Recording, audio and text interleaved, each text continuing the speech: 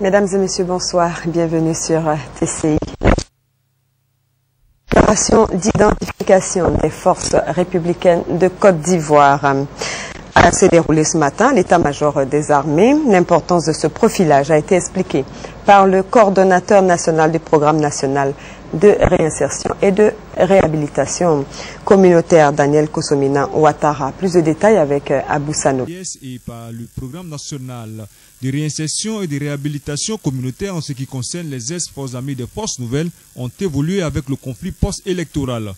En effet, la présence de nombreux individus armés et non identifiés sur toute l'étendue du territoire constitue une menace pour la sécurité des biens et des personnes.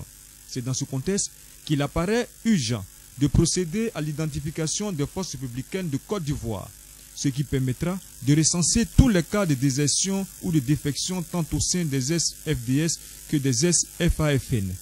L'intérêt stratégique de cette opération est d'une part la sécurisation du territoire avec des éléments dûment identifiés et d'autre part la sécurisation du processus de sortie de crise. Et rassurer aussi les hommes que personne ne sera laissé pour compte.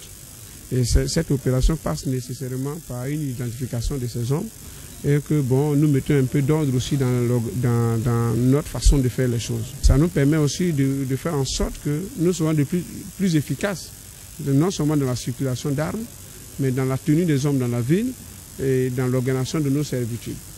Ainsi, le PNRC, en collaboration avec les services techniques des ministères de la Défense et de l'Intérieur, a procédé ce matin à l'identification des forces républicaines de Côte d'Ivoire en vue de mettre en place une base de données fiable sur chaque élément identifié. Il faut que le PNRC, qui avait déjà une base de données, puisse refaire l'identification et ensuite, par le croisement actualisé, pour permettre les deux axes que le président de la République a évoqués puissent se décliner aisément.